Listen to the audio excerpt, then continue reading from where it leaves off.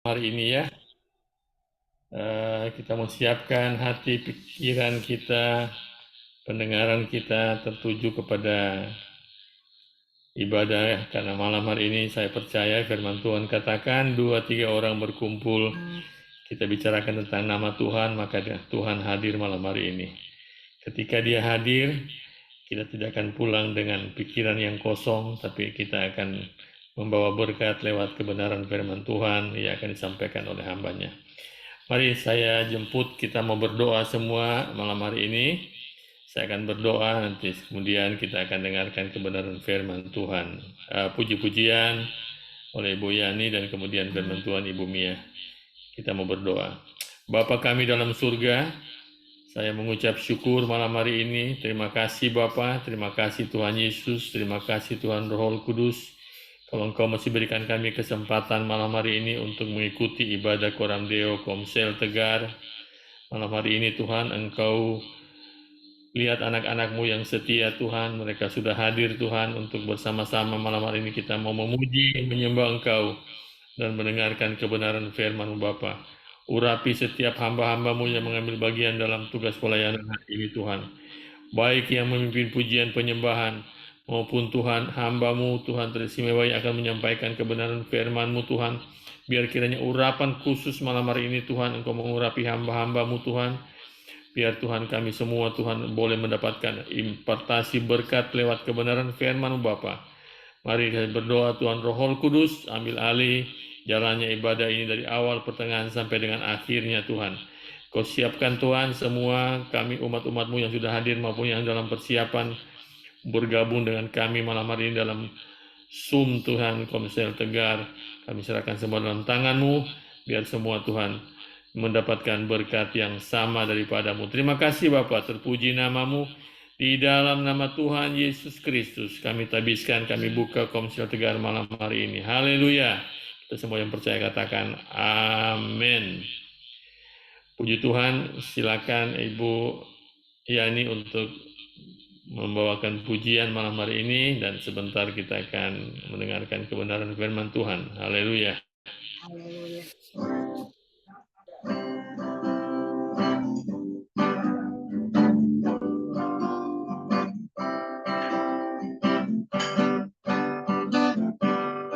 Semua hidupku telah ditebus oleh kuasa darah yang kudus. Sekarang hidupku bukan milikku lagi. Apa yang Tuhanku mau inginkan, apa yang Tuhanku mau lakukan, asalkan Tuhanku senang, semua ku relakan, namanya dimuliakan. Suka-sukamu Tuhan, suka-sukamu Tuhan, suka-sukamu Tuhan, suka-sukamu Tuhan, suka-sukamu Tuhan, suka-sukamu Tuhan, suka-sukamu Tuhan, suka-sukamu Tuhan. Semua hidupku telah ditebus oleh kuasa darah yang kudus. Sekarang hidupku bukan milikku lagi.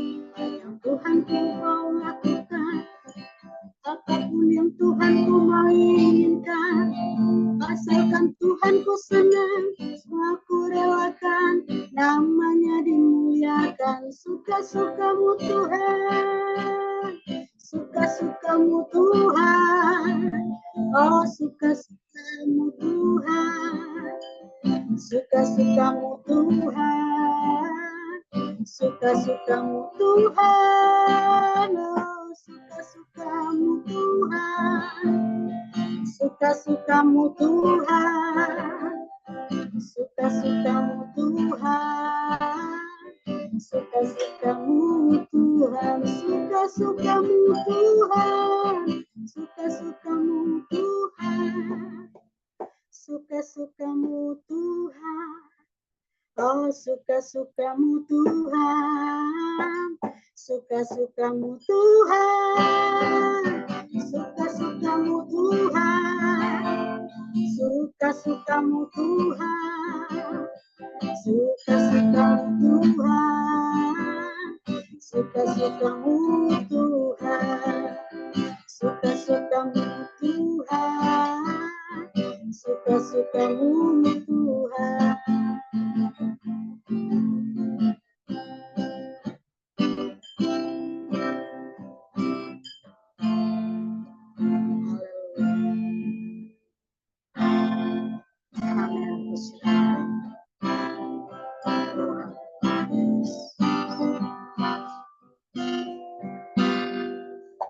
Bapa, Engkau mengenalku lebih dari siapapun.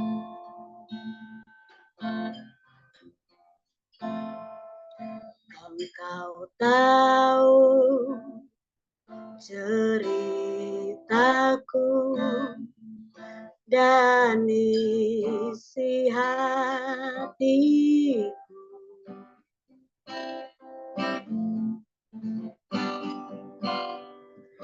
Tak peduli masa lalu, Engkau tetap memilihku. Baganku sempurnakan jadi karya yang indah.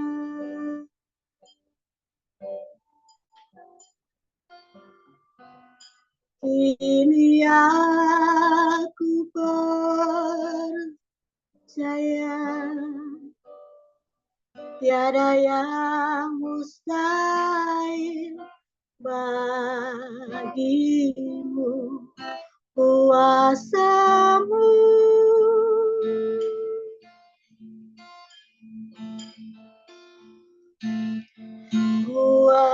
kuatkanku,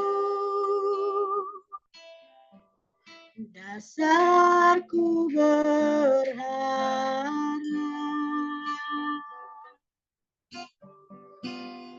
Kini aku berserah pada rancanganmu bagiku, ku ikuti panggilanmu,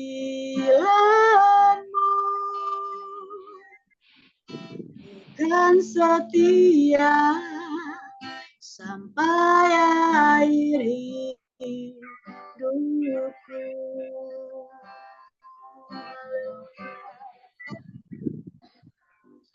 Bapa, Engkau mengenalku, amin Tuhan,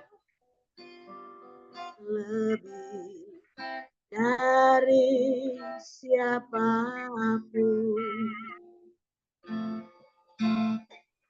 Engkau tahu ceritaku dan isi hatiku, amin Tuhan. Tak peduli masa lalu, Engkau tetap memilihku. Baganku sempurnakan jadi karya yang indah. Kini aku percaya Tuhan, kini aku percaya tiada yang mustahil bagimu. Kuasamu kuatkanku, dasarku berharap.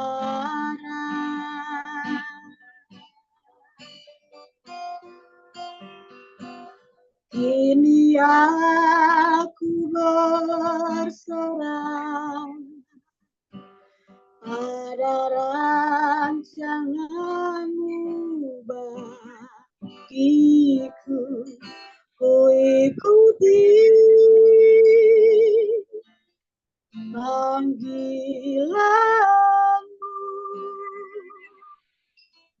dan setia sampai akhir hidupku.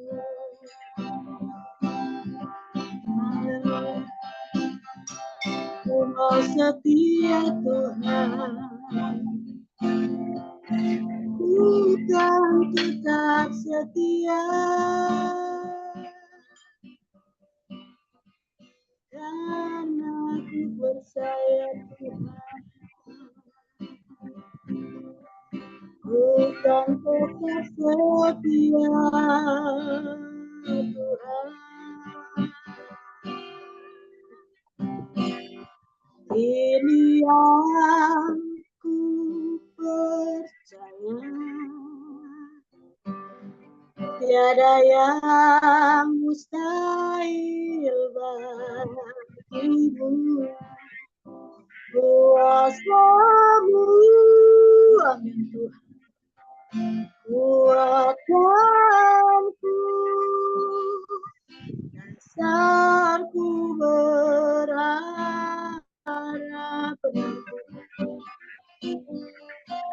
Kini aku berserah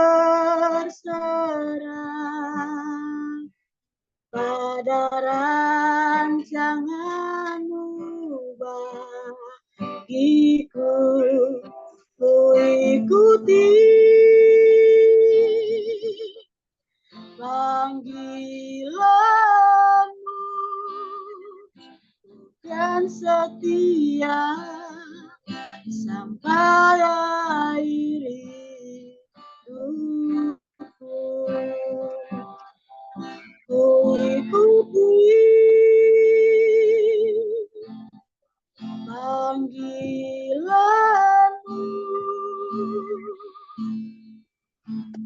dan setia sampai akhir hidupku.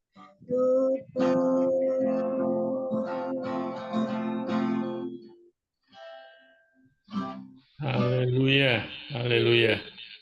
Kita akan setia sampai akhir hidup kita. Hari-hari ini, saudara, beberapa hari yang lalu kita sudah dengar ya, sampai dengan hari ini telah terjadi satu peperangan yang ada di Timur Tengah sana ya, Israel sedang diserang. Dan saudara, saya mau katakan kebenaran firman Tuhan tidak pernah salah ya, bahwa akan terjadi. Apakah ini mula awal dari perang yang ada dalam Alkitab, yaitu perang Armageddon, atau apa, kita belum tahu. Ada yang meramalkan bahwa ini awal pecahnya perang dunia ketiga. Berarti sudah dekat dengan kesudahan alam. Nah, saudara, mari kita mau siapkan semua kehidupan kita hari-hari ini benar-benar kita mau lebih setia kepada Tuhan, seperti lagu yang dinyanyikan oleh Yani tadi, sampai akhir hidup kita. Kesetiaan ini yang Tuhan inginkan dari umat-umatnya, ya, dari saudara dan saya. Rajin boleh, tapi kalau tidak setia, sama juga bolong, ya. Kalau setia, saya percaya seperti Tuhan Yesus. Alkitab katakan, kalaupun kita tidak setia, Allah tetap setia, ya. Waktu saya persilakan kepada Ibu Mia Wijaya untuk menyampaikan kebenaran firman Tuhan. Mari kita siapkan semua. Silakan Ibu Mia. Oke, selamat malam Bapak Ibu. Atau mungkin ada yang sekarang posisinya sedang pagi atau siang gitu ya, mungkin di belahan benua yang di mana malam ini, yang di sini kita malam, tetapi di sana siang atau pagi. Tapi Oh iya, dimanapun kita berada, kita pastikan bahwa kita tetap dalam apa namanya? Oh ya, ada yang di Singapura, di Singapura masih sama ya, puji Tuhan. Jumpa lagi dengan saya Mia, dan malam hari ini Pak John berapa hari yang lalu minta saya untuk menggantikan yang harusnya jadwalnya Pak Freddy Liong gitu ya. iya. Wow, kesempatan yang luar biasa. Saya bersyukur untuk kedua kalinya saya boleh sharing di tengah-tengah Bapak Ibu Saudara sekalian. Saya mau share screen terlebih dahulu. Satu Iya. hal yang saya mau bagikan untuk kita semua yang ini benar-benar apa namanya? Kami alami, setiap kali kami menyampaikan kebenaran, ini bukanlah sesuatu yang apa namanya, sebuah teori yang kami tidak alamin atau satu teori yang masih di awang-awang gitu ya.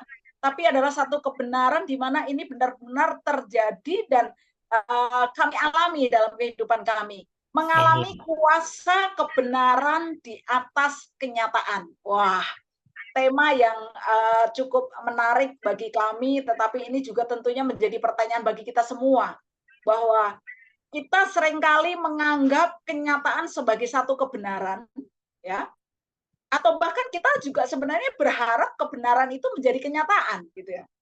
Jadi bagaimana seharusnya supaya kita bisa mengalami kuasa kebenaran, gitu ya, kebenaran saya apa namanya, kebenaran yang saya maksudkan di sini adalah kebenaran yang absolut, kebenaran yang tidak dibantah, yaitu kebenaran firman Tuhan yang adalah firman Tuhan sendiri, ya. Dan ini ya seharusnya menjadi bukan saja menjadi dasar kehidupan, tetapi kebenaran ini sungguh-sungguh menjadi hidup di dalam kehidupan kita.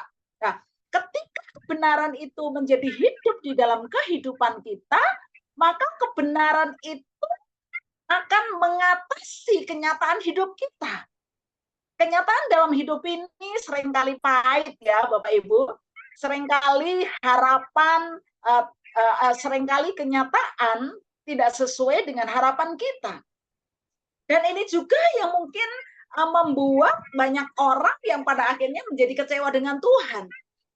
Yang membuat pada akhirnya banyak orang yang tidak mengalami Tuhan atau bahkan berkata bahwa percaya Tuhan atau tidak percaya pada Tuhan, pada kenyataannya kehidupan kita sama. Wah, oleh sebab itu malam hari ini mengapa saya sharingkan bagian ini? Karena adalah hal yang penting untuk kita sama-sama pahami. Nah, sebelumnya saya mau bagikan satu kebenaran ini dulu ya di dalam kitab Matius pasal 14 ayat 28 sampai dengan ayat yang ke-31. Firman Tuhan berkata demikian. Lalu Petrus berseru dan menjawab dia, "Tuhan, apabila engkau itu, suruhlah aku datang kepadamu berjalan di atas air." Kata Yesus, "Datanglah." Maka Petrus turun dari perahu dan berjalan di atas air mendapatkan Yesus. Tetapi ketika dirasanya tiupan angin, takutlah ia dan mulai tenggelam. Lalu berteriak, "Tuhan, tolonglah aku."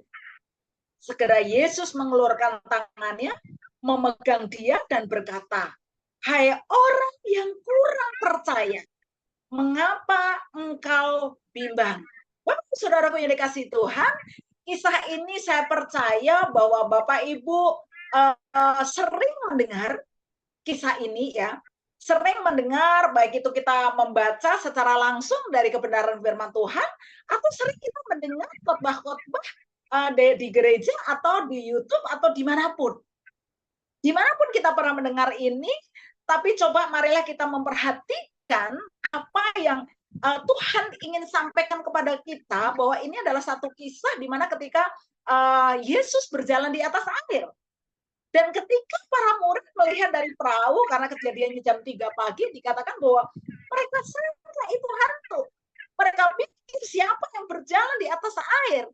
Kita bisa bayangkan, Bapak Ibu Saudara yang dikasih Tuhan, bahwa apapun yang masuk ke dalam air, di mana berat jenisnya lebih besar daripada air, pastilah dia tenggelam. Dan dia berpikir bahwa kalau hal itu tidak tenggelam, mereka menyangka bahwa itu adalah hantu, sesuatu yang bisa meringankan tubuhnya.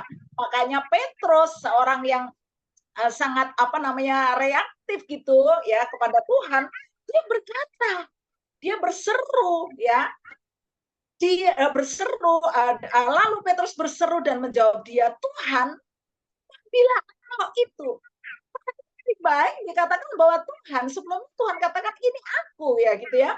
Lalu Petrus berkata, Tuhan, bila kau itu,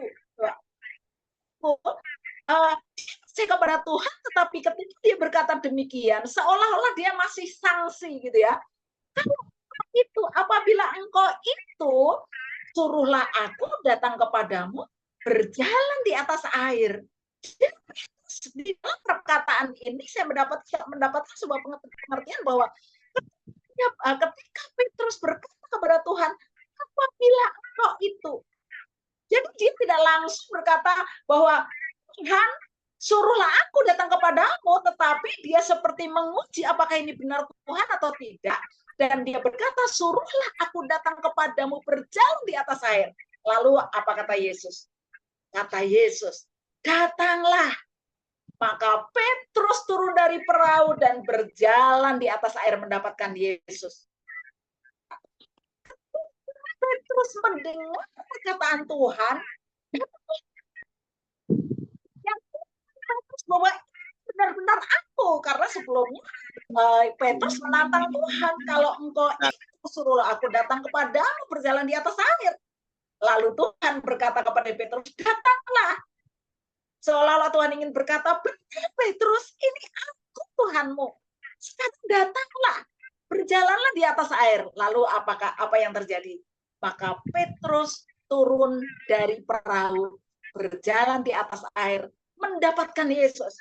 Perhatikan baik-baik Bapak Ibu Saudaraku yang dikasihi Tuhan, ketika Petrus mendengar perkataan Tuhan, lalu kemudian dia meresponi perkataan Tuhan, mempercayai perkataan Tuhan, menempatkan perkataan Tuhan di atas kenyataan yang terjadi bahwa di situ adalah air gitu ya. Jadi bahwa lalu maka Petrus turun dari perahu dan berjalan di atas air mendapatkan Yesus. Bapak Saudaraku yang dikasihi Tuhan, di dalam kehidupan kita seringkali begini, bahwa kita percaya kepada Tuhan dan kita menantikan perkataan Tuhan. Perkataan Tuhan itu kita dapatkan, kita mengerti, kita pahami, benar-benar melakukannya atau tidak? Apakah kita taat atau tidak kepada Tuhan? Itu adalah persoalannya. Tetapi Petrus ketika dia mendengar perkataan Tuhan, datanglah. Atau saya kalau dengan bahasa saya sendiri, dengan bahasa saya, Petrus, berjalanlah di atas air. Tetapi dengan satu kata, datanglah.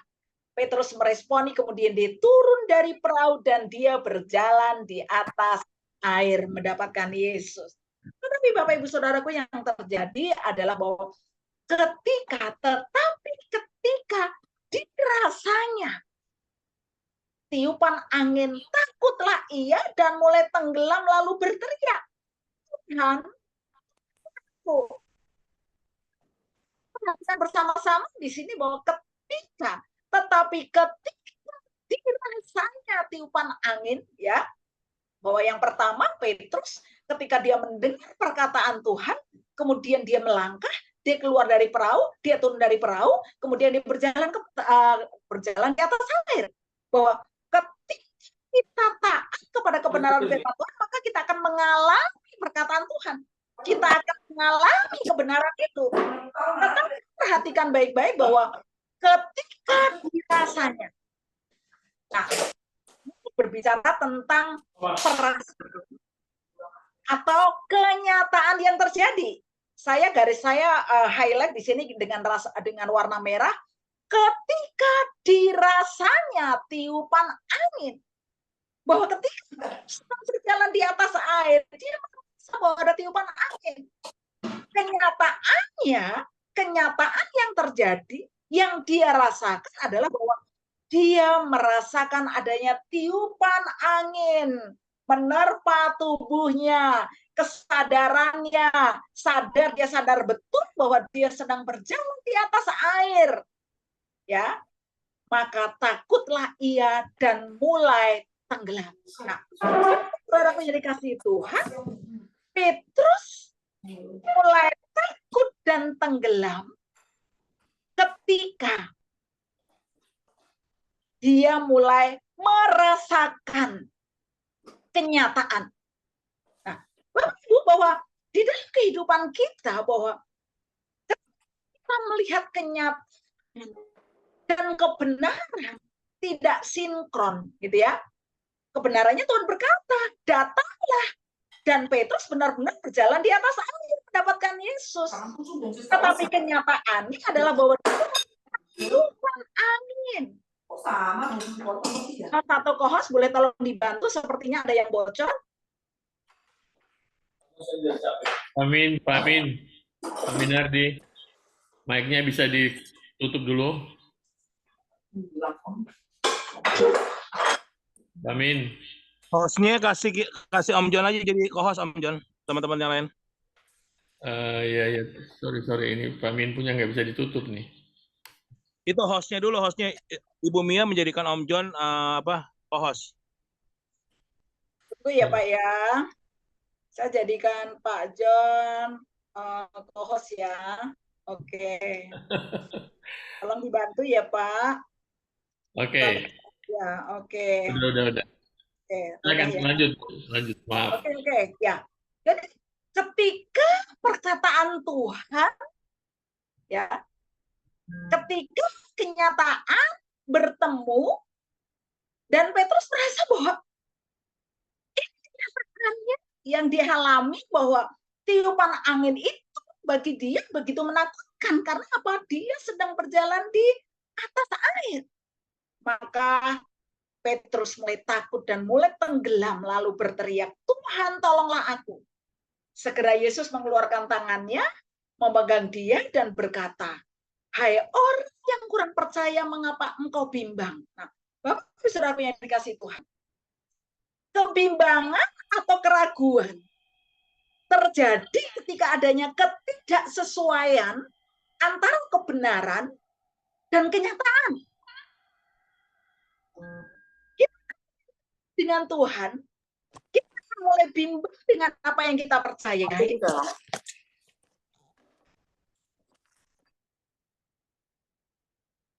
Kita akan mulai ragu, kita akan mulai bimbang ketika kita melihat bahwa apa yang kita percayai, ya, atau sebaliknya apa kenyataan yang kita alami tidak sesuai dengan kebenaran. Sehingga seringkali kita menjadi orang-orang percaya, menjadi anak-anak Tuhan yang tidak seutuhnya percaya Tuhan. Kita mulai bimbang, kita mulai ragu, karena ketika Tuhan berfirman dan kita mendengar, kita mempercayainya, tetapi yang terjadi dalam hidup kita tidak sesuai dengan kebenaran. Jadi kebimbangan atau keraguan terjadi ketika adanya ketidaksesuaian atau berbeda antara kebenaran dan kenyataan.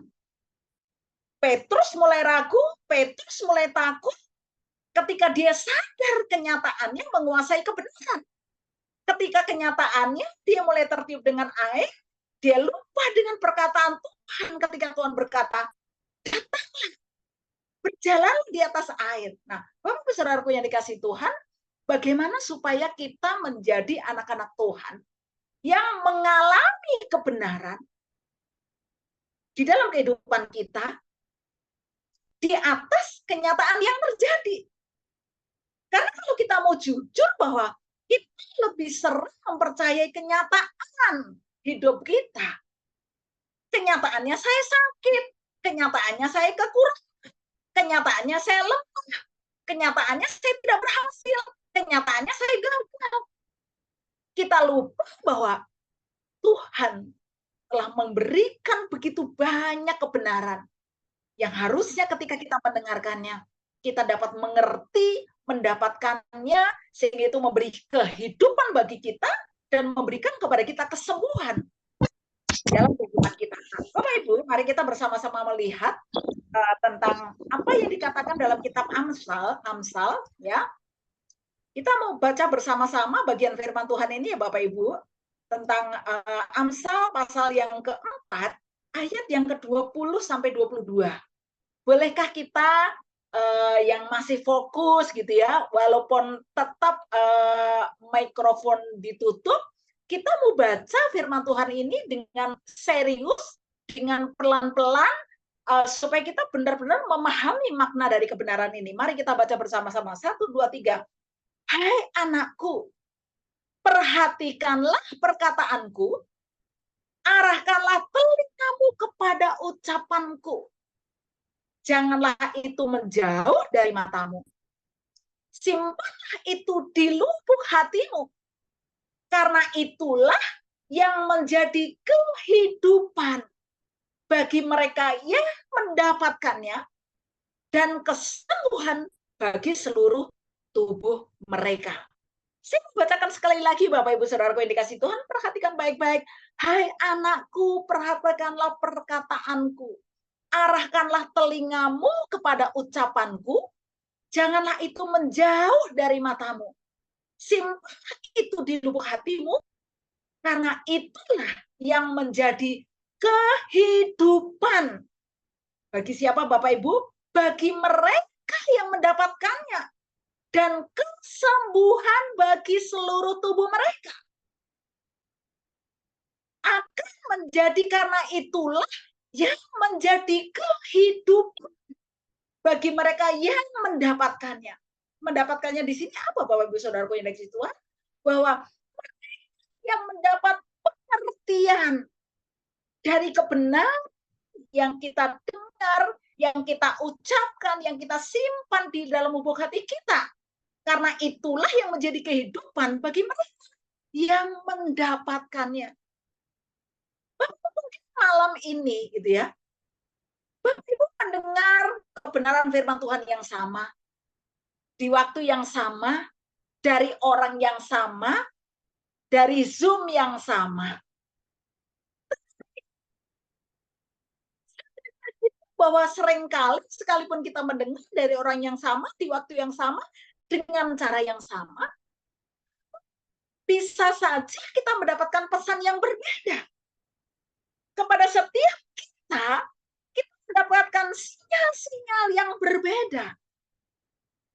Ada mendapatkan sinyal sebagai firman yang kita dengar sebagai sebuah teguran, ada yang mendapatkan sinyal apa yang kita dengar itu sebagai sebuah peringatan, ada yang mendapatkan sinyal sebagai sebuah arahan dari Tuhan.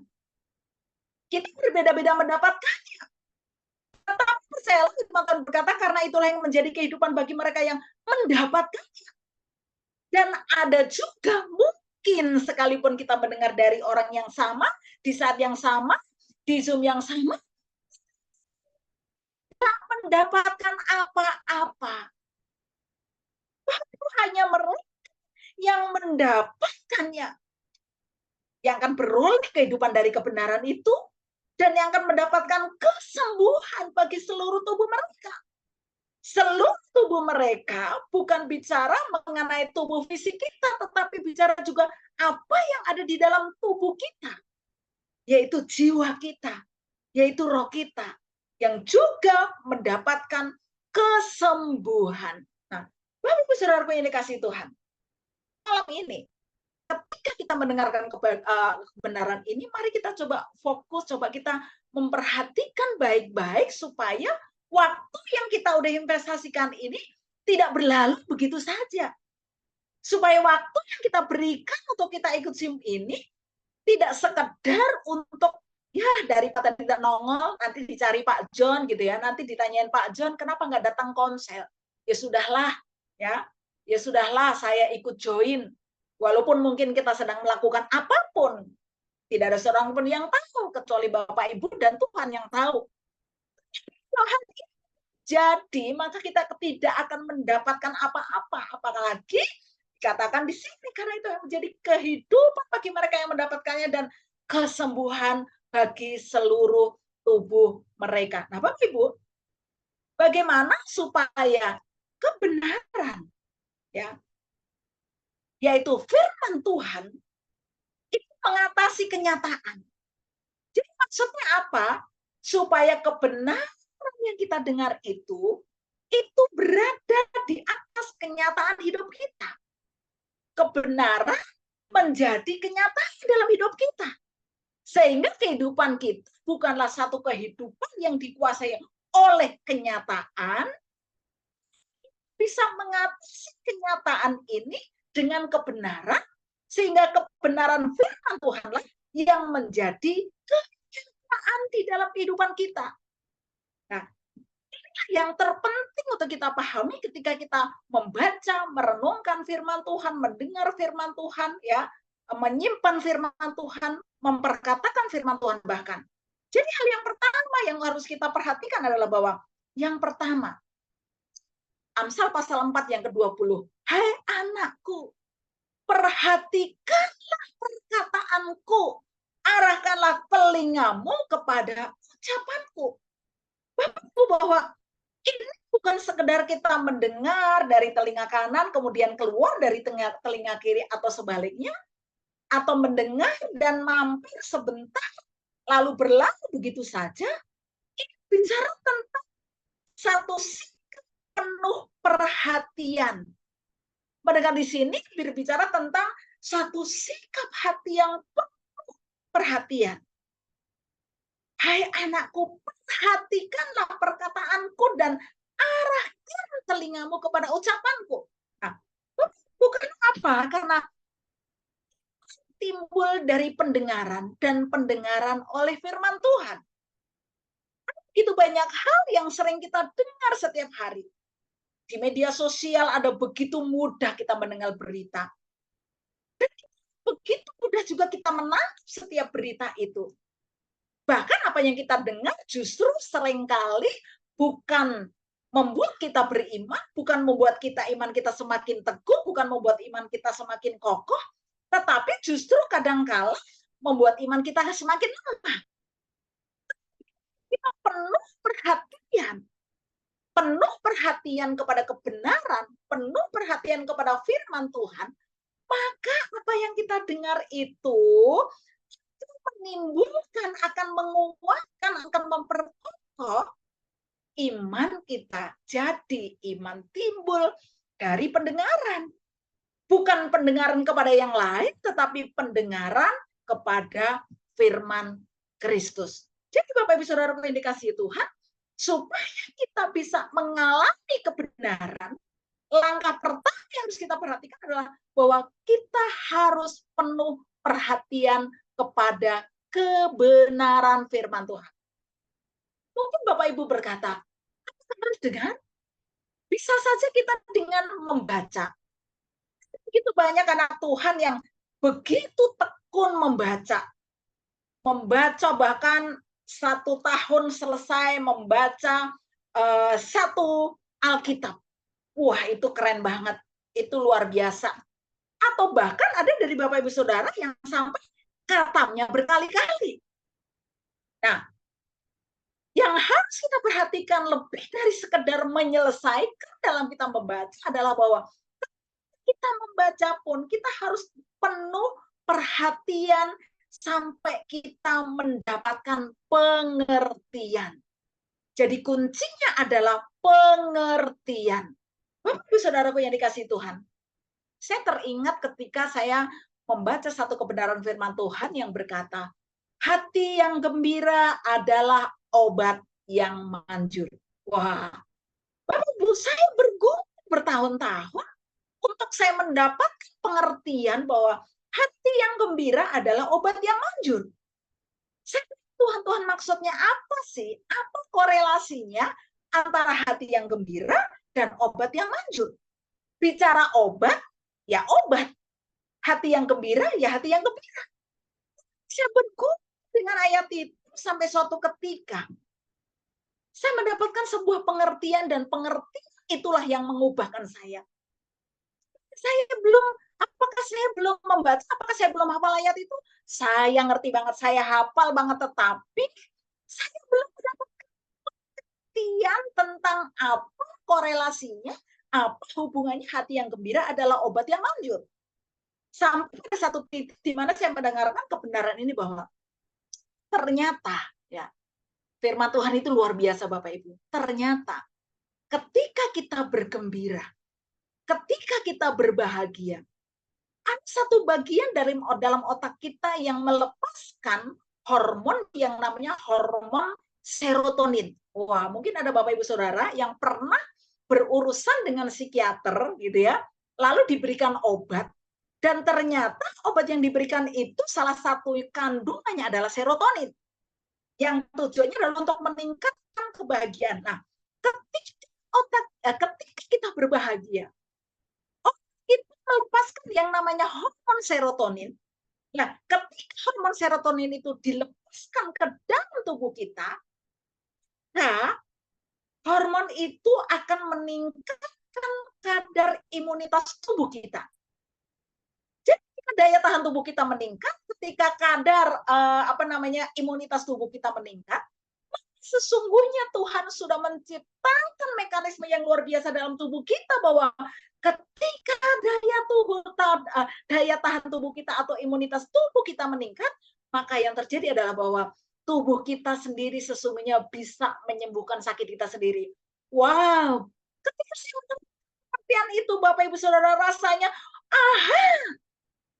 Tuhan yang saya cari selama ini. Apa hubungannya antara hati yang gembira dan obat yang manjur? Dan sejak itu Bapak Ibu Saudara yang dikasihi Tuhan, saya mau benar-benar, saya mau berbahagia, saya mau bergembira, saya mau happy karena saya tahu bahwa tubuh saya sendiri sanggup menyembuhkan segala sakit penyakit di dalam tubuh saya. Saya teringat sekali Bapak Ibu, saya itu orangnya suka dengan voli. Dari sejak saya muda, saya senang sekali saya main voli. Nah, ketika saya masih di kampung saya, ketika saya masih hidup di kampung, masih muda, beberapa kali terjadi ketika badan saya panas gitu ya, mungkin hal yang normal, masuk angin atau apalah gitu ya. Ketika badan saya panas, ibu saya tidak memberikan kepada saya obat, tetapi dia berkata demikian, nggak apa-apa, biarin. Nanti kalau dia dengar voli dipukul di lapangan, dia pasti sembuh. Wah, maksudnya apa Bapak Ibu? Walaupun badan saya panas, tubuh saya sedang lemah, saya terbaring di tempat tidur, tetapi ketika saya mendengar bola voli dipukul di lapangan, jarak lapangan dari rumah saya sekitar 100 meter, maka saya akan bangun dari tempat tidur saya, dan kemudian saya lari ke lapangan dan saya main voli, dan saya sehat. Walaupun ketika itu saya belum memahami atau belum memahami tentang koreksi antara hati yang gembira adalah obat, tetapi sesungguhnya saya sudah mengalami bahwa saya senang, saya sembuh. Dan kalau Bapak Ibu menyadari seringkali ketika anak kita sedang tidak enak badan atau sedang sakit, lalu kita bilang sama dia, kamu pengen makan apa? Atau kamu pengen jalan-jalan kemana? Atau kita menjanjikan, ayo nanti kalau sudah sembuh, kita jalan-jalan. Kita makan di mana? Kita makan es krim atau apa? Dan itu ternyata membuat anak ini lebih cepat mengalami pemulihan. Nah, Bapak Ibu Saudara yang dikasihi Tuhan, bahwa ketika kita mendapatkan pengertian, maka itu akan menolong kita untuk kita menghidupi perkataan itu, Tuhan itu dalam kehidupan kita. Dan langkah pertama adalah kita harus mendengar. Kita harus penuh perhatian. Karena firman Tuhan berkata, Rohlah yang memberi hidup, daging sama sekali tak berguna. Perkataan-perkataan yang kukatakan kepadamu adalah roh dan hidup. Lalu yang kedua, Mazmur 1 ayat 2 dikatakan, tetapi yang kesukaannya ialah Taurat Tuhan dan yang merenungkan Taurat itu siang dan malam. Bapak Ibu, istilah yang dipakai dalam merenungkan ini, kalau ada Bapak Ibu Saudara yang dari daerah gitu ya, dari kampung ya, saya dari kampung, saya ingat banget ya di kampung dulu gitu ya, kalau saya memperhatikan sapi atau kerbau, ketika dia makan rumput-rumput, dia makan sepertinya dia nggak berhenti dia makan terus gitu ya. Tapi ketika rumput atau makanannya habis, dia akan sedeku ya, apa namanya, sedekem gitu, apa namanya kalau bahasanya itu, boleh saya katakan seperti istilah seperti dia duduk gitu ya, kakinya ditekuk kemudian duduk, dan mulutnya itu mengunyah dan terus mengunyah. Nah, gambarannya begini bahwa mendengar firman Tuhan, kita membaca firman Tuhan, kemudian kita merenungkan, itu seperti sapi atau kerbau yang apa yang sudah dia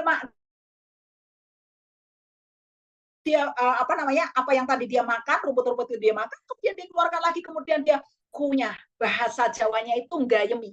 Gayemi itu apa ya? Pokoknya dia kunyah, dia kunyah, dia kunyah. Karena hanya dengan itulah sari-sari makanan akan diserap dengan sempurna oleh usus-ususnya. Nah, maksudnya begini bahwa ketika kita baca firman Tuhan, jangan biarkan firman itu berlalu begitu saja dari pendengaran kita, tetapi renungkan kembali. Saya dan suami, saya apa namanya, suami saya memang tidak melihat Bapak Ibu, tetapi hari-harinya dia selalu mendengarkan, ya itu non-stop gitu ya, maksudnya selalu mendengarkan audio Bible atau audio book gitu ya. Jadi di sela-sela saya bekerja gitu ya, karena saya bekerja dari rumah, kalau saya tidak keluar kota, saya tidak tugas keluar gitu ya, dia selalu menceritakan kembali apa yang dia dengar. Dia mulai men-sharingkan apa yang dia dengar, apa yang dia dapatkan, dan itu sangat memperkaya kami dalam kebenaran. Nah, itu ibarat bahwa apa yang sudah kita dengar, kita baca itu direnungkan kembali, direview kembali, direnungkan kembali, sehingga kita mendapatkan pengertian, mendapatkan pemahaman yang baru, kita mendapatkan hikmat-hikmat untuk mengerti tentang kebenaran yang kita baca dan dengar. Jadi yang pertama adalah baca, yang kedua adalah renungkan, dan yang ketiga, kalau kita sudah renungkan, simpan baik-baik. Amsal pasal 4 ayat 21-2 dikatakan, janganlah semua itu menjauh dari matamu. Simpanlah itu di lubuk hatimu, di tempat terbaik di dalam hati kita. Karena itulah yang menjadi kehidupan bagi mereka yang mendapatkannya dan kesembuhan bagi seluruh tubuh mereka. Jadi kalau kita sudah dengar, lalu kita renungkan kembali, kita review kembali, kita renungkan kembali, kita review kembali, kemudian kita simpan baik-baik di dalam hati kita. Supaya kebenaran firman Tuhan berkata, karena itulah yang menjadi kehidupan bagi mereka yang mendapatkannya dan kesembuhan bagi seluruh tubuh mereka. Lalu yang keempat adalah perkatakan. Yosua 1:8 dikatakan, janganlah engkau lupa memperkatakan kitab Taurat ini, tetapi renungkanlah itu siang dan malam supaya engkau bertindak hati-hati sesuai dengan segala yang tertulis di dalamnya. Sebab dengan demikian perjalananmu akan berhasil dan engkau akan beruntung. Nah, di sini ada dua hal. Ketika kita membaca, kita perlu membaca dengan suara yang kita sendiri bisa dengar. Supaya apa? Supaya kita sendiri mendengar dan otak kita menangkap apa yang kita dengar, gitu ya. Supaya itu tersimpan di alam bawah sadar kita. Nah, perkataan yang kedua adalah bahwa ketika kita memperkatakan firman, maka kuasa firman itu akan terjadi dalam kehidupan kita. Jadi, saudaraku yang dikasihi Tuhan, bahwa firman yang kita sudah baca, kita sudah renungkan, ya, kita sudah simpan, itu perlu dikatakan. Supaya apa? Kuasa firman itu sungguh-sungguh terjadi di dalam kehidupan kita. Nah, Bapak Ibu Saudaraku yang dikasihi Tuhan, sebelum saya akan lanjutkan, saya mau memberi kesempatan kepada suami saya, dia akan bersaksi. Jadi ceritanya begini, setahun lebih yang lalu, ketika suami saya usianya menjelang 60 tahun. Jadi sekitar bulan April, Mei, Juni tahun 2022. Nah, suami saya ulang tahun di bulan Juni. Nah, tapi sebelum bulan-bulan itu, jadi satu perubahan yang saya sendiri tidak paham tentang dia.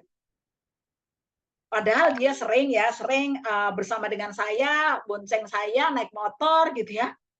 Selama ini tidak pernah ada masalah.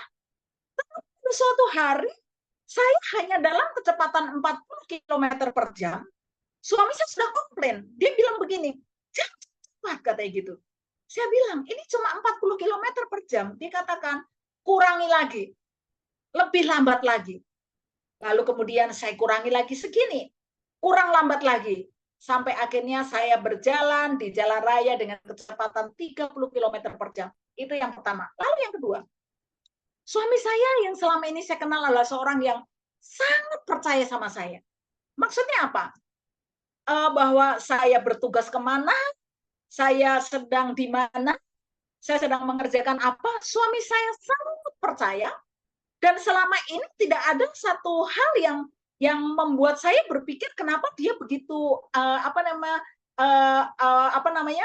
intervensinya luar biasa. Jadi terjadi suatu kejadian di mana saya sedang tugas di klien gitu ya waktu itu.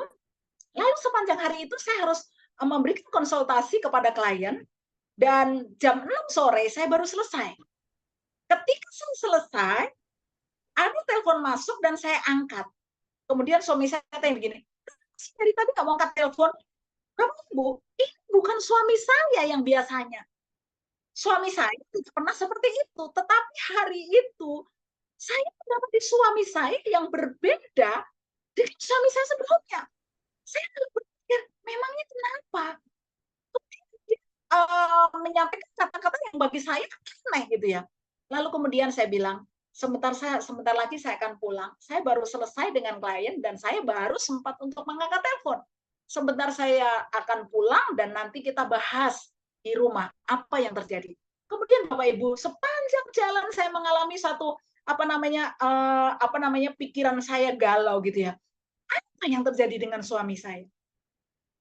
Kemudian sampai di rumah saya tidak langsung bertanya, saya menganggap seperti tidak terjadi apa-apa karena saya melihat suami saya sudah baik-baik saja gitu ya. Nah, lalu kemudian bulan berikutnya di bulan Mei saya harus tugas di luar kota ya. Saya harus ditugas di luar kota.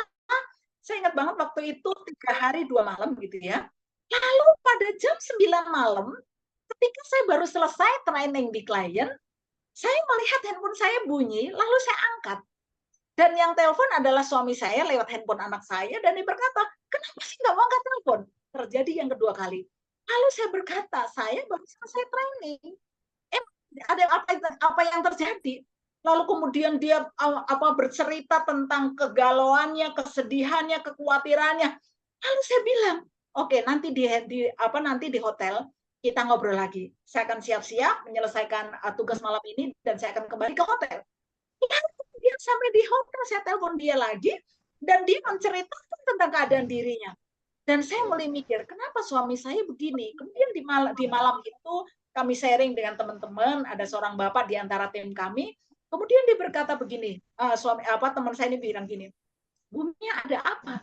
Apa yang terjadi dengan suami? Kemudian saya menceritakannya. Kemudian bapak ini berkata kepada saya, Bu Mia, nanti coba searching di internet tentang andropos, gitu ya. Kemungkinan suami Ibu Mia sedang mengalami yang namanya andropos, gitu ya.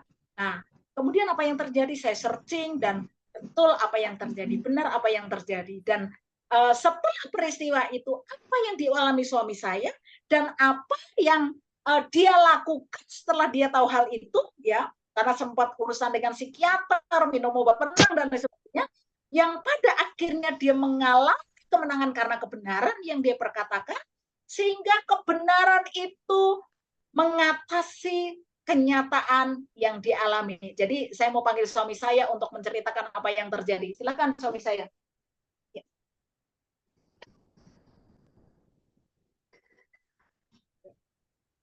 Ya. Shalom. Ya, bersyukur sekali ya kita kembali berjumpa dalam Zoom. Bersyukur sekali kita bisa berjumpa dalam Zoom Komsel Tegar ya. Dan apa yang sudah disampaikan istri, memang memasuki usia 60 bulan Juni 2022, itulah satu hal yang saya alami seperti itu adanya. Memang ada klimaksnya bulan Juni itu, ya. Yang saya rasakan tuh rasa sedih, sepi, dan kecemasan yang berlebihan. Dan itu juga sudah sampai mengarah ke fisik. Maksudnya fisik saya itu tanpa ada pemicu, ya. Kalau ada pemicu misalnya, oh menanti istri kok belum pulang. Nah, itu ada pemicunya. Kenapa di jalan jantung pasti ada berdebar lebih cepat, ya. Ini tanpa pemicu, ya.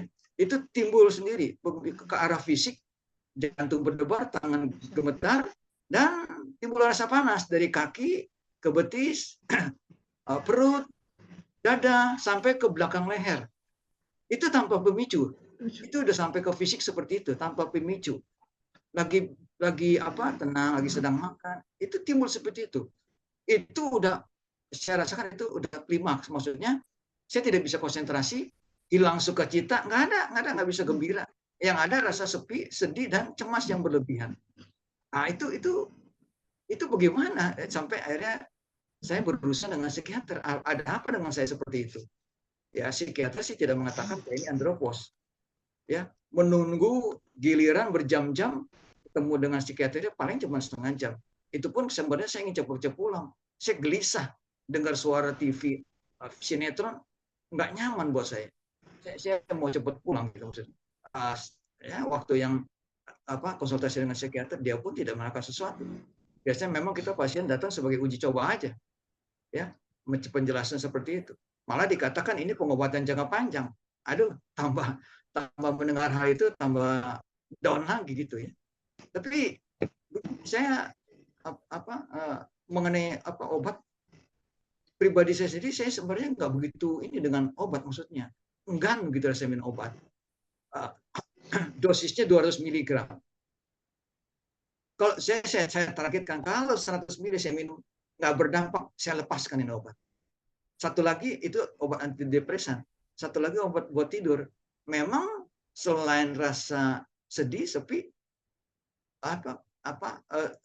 bulan-bulan sebelumnya, bulan Juni itu klimaksnya bulan-bulan Mei, saya sulit untuk tidur, ya, sulit, bahkan tidak tidur sama sekali, ya. Jam-jam saya tidur hanya menghitung jam aja, setengah jam, karena sambil saya monitor radio itu sering memberitahu setiap setengah jam sekali, dia kasih tahu jam 10.30, jam 11.30, terus sampai pagi, gitu, ya.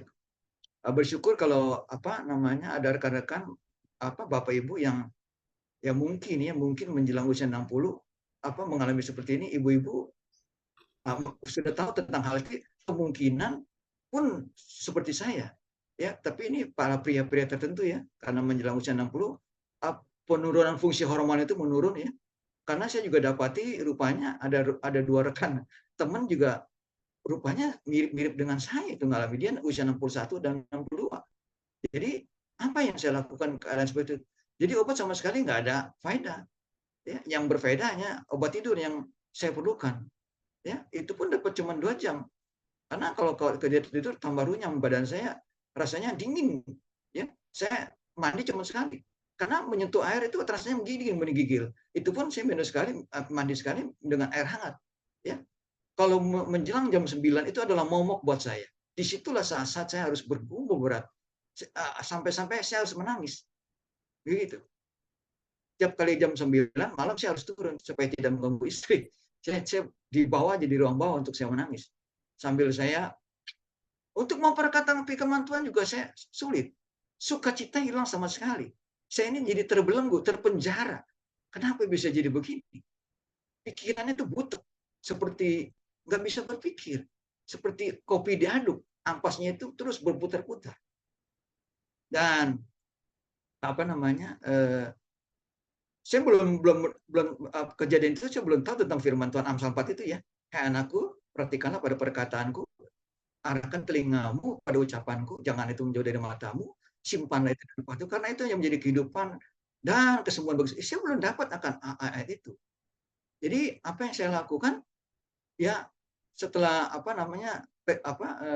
obat yang saya targetkan itu 200 ml sehari, diminumnya dosisnya 100 mili, kalau nggak bisa ada perubahan, saya akan lepaskan. Memang 100 mili itu saya nggak ada sama sekali. Setelah bangun tidur bukannya seger, ya langsung saya dihadang dengan perasaan cemas takut itu. Badan belum saya angkat dari kasur, begitu terbangun dari tidur, rasanya kok serangan itu timbul. Bagaimana dengan situasi seperti ini? Mendengar suara-suara musik, bahkan musik rohani pun saya suruh matiin itu suara. Istri sedang kerja di meja tugas, saya suruh matiin. Pokoknya ada sesuatu segala itu. Begitu egoisnya saya. Ya, jadi apalagi yang mendengar ketika dia akan tugas keluar kota. Nah ini pergumulan sekali. Ya, saya udah bayangkan betapa saya kesepian saat itu. Nggak ada orang yang menemani. Walaupun ditemani sebenarnya istri juga tidak bisa mau apa yang harus dilakukan. Saya bisa pegang tangan dia gitu. Itu sambil menangis gitu. Satu hal yang akhirnya saya putuskan, ya, ketika saat menjelang tugas keluar kota, saya ambil 2 keputusan.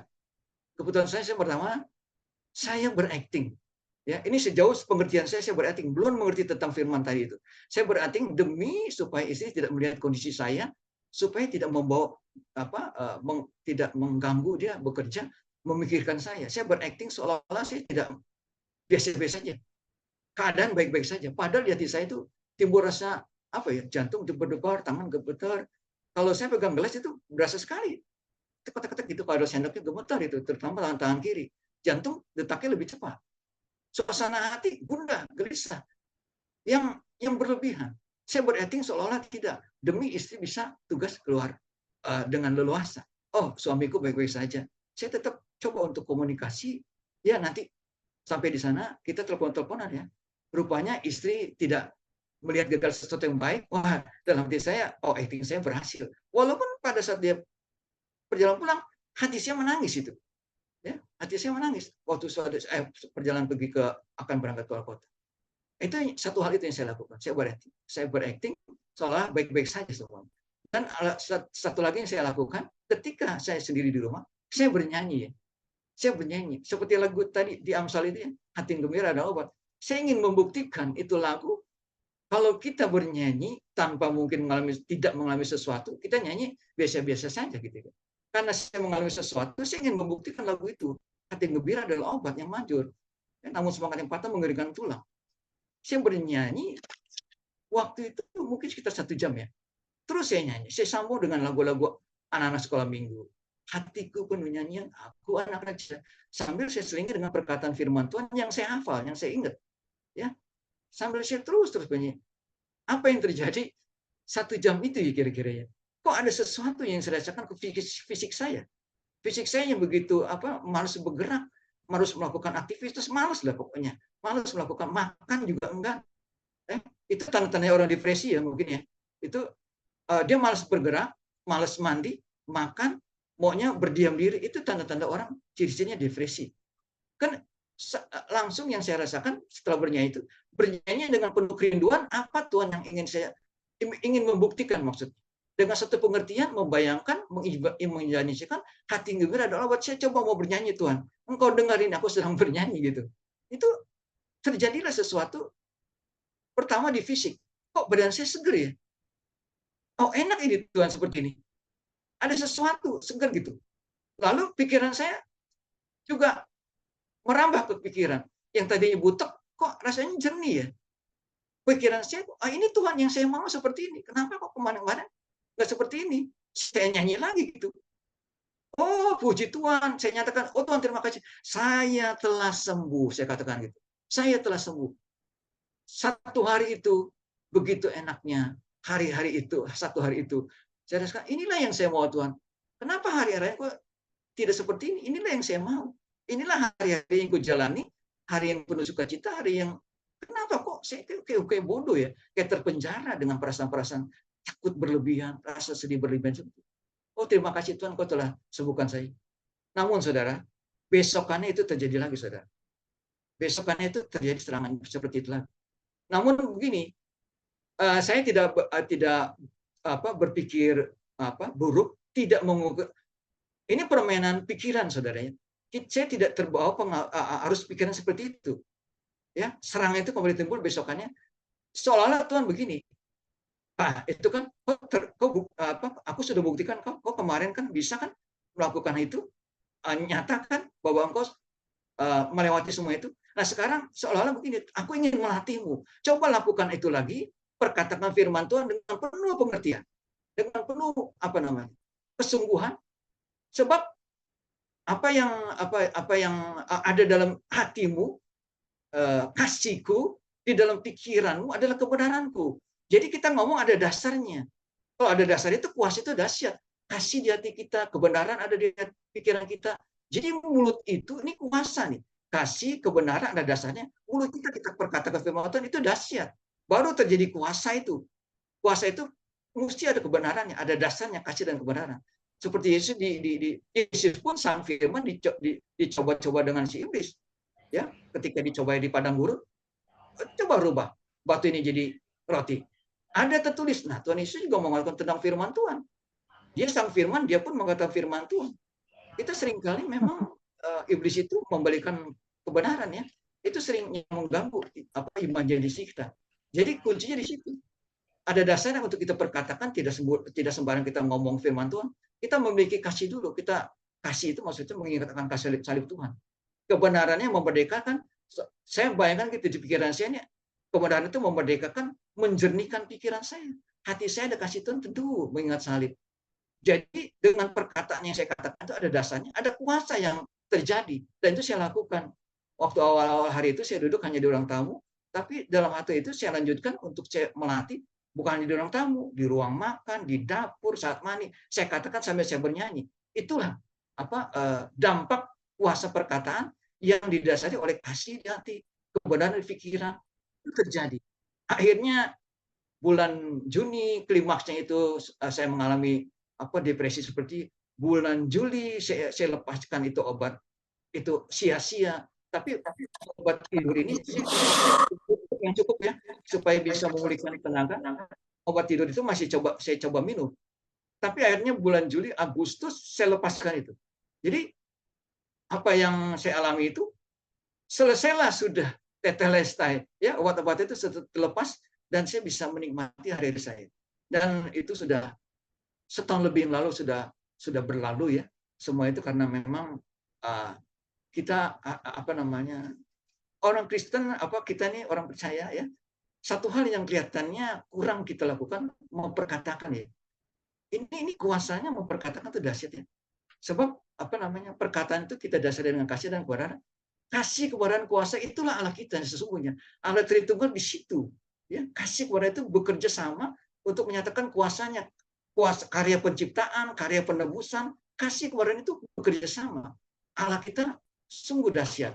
Dan itulah yang boleh saya bagikan sharing ya, Bapak Ibu. Jadi apa yang saya alami ini kiranya kalau Bapak Ibu bisa mendapatkan sesuatu mengingatkan hal ini ya, cobalah kita renungkan apa yang kita dengar firman Tuhan dan kita perkatakan. Tuhan berkati. Terima kasih Pak Yongki, luar biasa. Ya, itu yang terjadi bahwa apa yang dikatakan adalah kebenaran ya. Saya lanjutkan ya. Sering saya.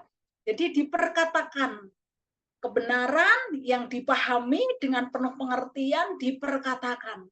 Dan puji Tuhan, suami saya benar-benar bebas dari obat, baik obat antidepresan maupun obat tidur itu di bulan Agustus ya. Nah, Bapak Ibu Saudaraku ini kasih Tuhan, kalau kita mengingat pada tadi ya bahwa Petrus dia tenggelam itu ketika dia sadar akan kenyataannya. Nah, inilah yang terjadi dalam kehidupan kita, bahwa ketika kita fokus pada kenyataan hidup kita, maka kita tidak akan pernah mengalami kebenaran.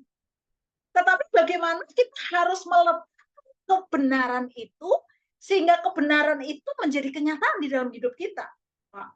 Ketika suami saya mulai mengalami itu, bagaimana pada akhirnya setiap kehidupan, setiap hal yang terjadi fokus kepada perkataan Tuhan dan memperkatakan kebenaran firman Tuhan. Jadi saya lanjutkan masih sedikit lagi. Jadi Amsal Pasal 18 ayat 21 dikatakan, hidup dan mati dikuasai lidah.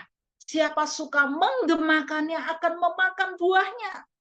Jadi kalau kita mau memakan buah firman, kita mau memakan kebenaran firman, katakan itu, perkatakan kebenaran itu dengan penuh pengertian. Jadi mungkin di awalnya kita nggak ngerti, gitu ya. Di awalnya mungkin kita nggak mengerti. Minta Tuhan. Kita percaya bahwa sebagaimana firman Tuhan, kalau kita kekurangan hikmat, kita tidak mengerti, minta sama Tuhan. Dan kita percaya bahwa kita akan mendapatkan pengertian. Jadi hidup dan mati dikuasai lidah, siapa suka menggebakannya.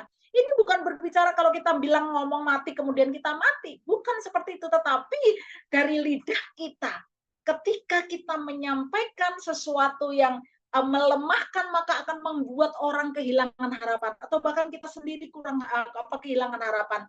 Tetapi kita menggemakannya, ketika kita menggemakan kebenaran yang meneguhkan, yang menguatkan, maka akan memberikan kehidupan, akan membangkitkan harapan, akan menolong sahabat-sahabat kita, teman-teman kita untuk bangkit dan kembali memiliki harapan. Kalau malam hari ini Bapak Ibu Saudara merasa bahwa ada sesuatu yang terjadi dan kita fokus pada kenyataan, ingat bahwa kita harus berfokus kepada kebenaran. Yaitu apa? Yaitu adalah perkataan Tuhan. Lalu yang terakhir adalah bahwa supaya kita bisa mengalami kebenaran di atas kenyataan, dan kita sudah memperkatakan firman, kita sudah mengalami firman, maka kita juga harus tetap waspada. Percayalah bahwa iblis sudah dikalahkan. Tetelestai. Tuhan sudah menyelesaikan di atas kayu salib. Tapi ingatlah bahwa lawanmu si iblis berjalan keliling sama seperti singa yang mengaum. Mengapa? Singa-singa ini seperti singa ompong karena sesungguhnya dia sudah kalah. Dan mencari orang yang dapat ditelannya. Jadi kita harus tetap waspada, senantiasa berjaga-jaga dengan apa? Dengan kebenaran. Nah Bapak Ibu, mana yang kita pilih untuk kita percayai? Kenyataan yang kita alami atau perkataan Tuhan yang adalah kebenaran? Ini adalah hal yang penting untuk kita pahami. Mana yang kita pilih? Mana yang kita pilih untuk kita percayai? Kita percaya kepada kenyataan hidup kita yang mungkin sulit, yang mungkin sakit-sakitan, yang mungkin gagal mulu, yang mungkin merasa tidak berharga, atau perkataan Tuhan yang adalah kebenaran. Nah, kita tidak bisa mengalami apa yang Tuhan katakan jika apa yang Tuhan katakan tidak hidup di dalam hidup kita. Itulah sebabnya mengapa kita perlu mendengar, kita merenungkan, kita menyimpan, kita melakukan, dan kita perkatakan sehingga mendatangkan suatu kuasa. Supaya apa?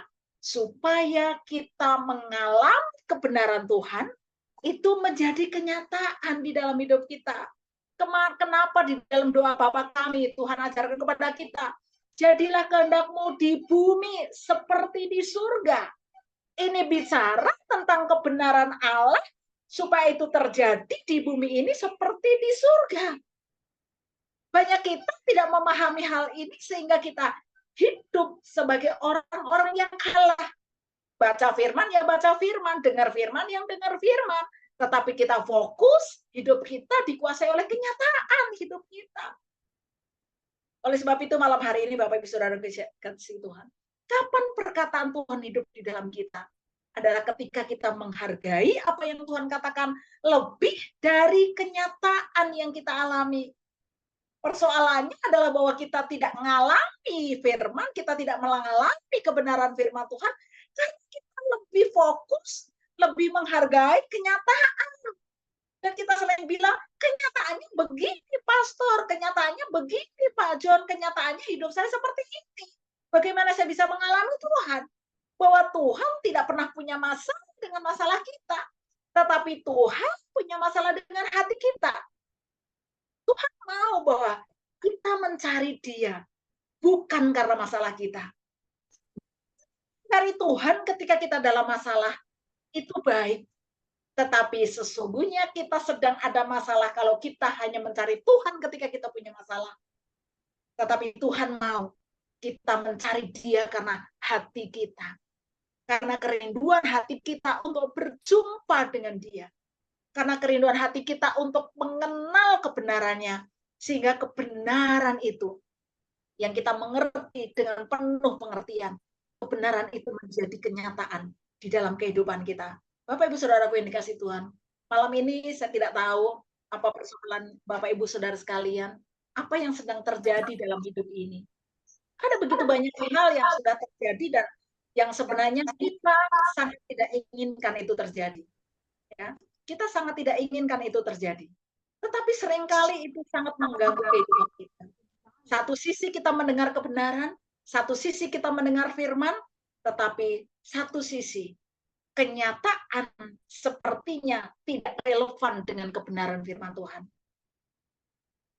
Pertanyaannya adalah, kemana kita fokus? Kepada kenyataan atau kepada kebenaran? Kalau kita fokus kepada kebenaran Tuhan, percayalah bahwa kita akan mengalami kebenaran, kita akan mengalami perkataan, kita akan mengalami Yesus dalam kehidupan kita di atas kenyataan yang terjadi. Dan biarlah kebenaran malam hari ini, firman Tuhan malam hari ini, dan juga kesaksian dari suami saya boleh menjadi berkat untuk kita semua, dan kita disadarkan bahwa kita fokus kepada kebenaran, kita fokus kepada Yesus, kita fokus kepada perkataan Tuhan, sehingga perkataan Tuhan itu menjadi kenyataan di dalam kehidupan kita. Terima kasih Tuhan, kami bersyukur untuk kebenaran-Mu Tuhan. Kami percaya bahwa kami semua ingin mengalami kebenaran, sehingga kebenaran-Mu, yaitu Engkau sendiri itu menjadi kenyataan dalam hidup kami. Ampuni kami Tuhan kalau seringkali kami fokus kepada kenyataan yang terjadi. Sehingga kami merasakan bahwa kehidupan kami, kehidupan yang penuh dengan kekalahan, kehidupan yang penuh dengan kegagalan, kehidupan yang penuh dengan problem, kehidupan yang sepertinya tidak ada ujungnya. Malam ini Tuhan, kami mau belajar supaya kami boleh meletakkan kebenaran, menghargai kebenaran di atas kenyataan. Dan kami mau mengalami kebenaran itu Tuhan di dalam kehidupan kami. Terima kasih Bapak, terima kasih. Kami bersyukur kami menyerahkan setiap saudara-saudara kami yang ada di Zoom ini. Kami tidak tahu persoalan apa yang sedang dihadapi. Tapi Tuhan, kami percaya bahwa Tuhan punya pesan pribadi. Tuhan punya peringatan pribadi. Tuhan punya pesan khusus kepada saudara-saudara kami. Dan biarlah itu menjadi titik balik untuk melihat bahwa kebenaran Tuhan itu harus kami alami. Terima kasih Bapa, di dalam nama Tuhan Yesus kami berdoa dan mengucap syukur untuk kebenaran firman-Mu. Haleluya. Amin. Tuhan memberkati. Terima kasih Pak John dan saudara-saudara sekalian. Amin. Ibu Mia, terima kasih. Terima kasih juga buat Pak Yongki. Nah, saudara, saya menyimak apa yang Ibu Mia sampaikan tadi. Di dalam kehidupan manusia ada dua hal, ya Ibu Mia, yang saya sedang diskusikan dengan teman-teman, yaitu percaya dan mempercayai. Nah, ini orang seringkali menganggap sama. Saya mohon perhatian semua teman-teman yang ada di Komsel Tegar ya. Percaya dan mempercayai itu berbeda. Mempercayai itu berbeda dengan percaya. Kalau percaya, kita percaya Tuhan Yesus itu mati di kayu salib. Tapi apakah kita mempercayai hidup kita kepada Tuhan Yesus? Itu persoalannya lain lagi. Nah, seringkali kita hanya sampai dipercaya. Percaya sih nggak salah, tapi mempercayai itu benar-benar kalau percaya hanya sekedar pengetahuan. Kalau mempercayai itu pengalaman.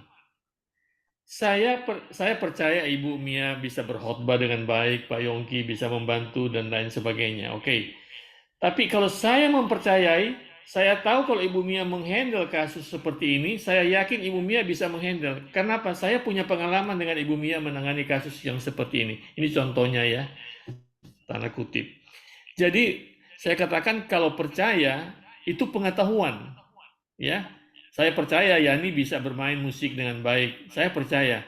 Tapi kalau saya menugaskan Yani, saya mempercayai dia bisa membawa pujian dengan penyembahan dan pengurapan yang tinggi.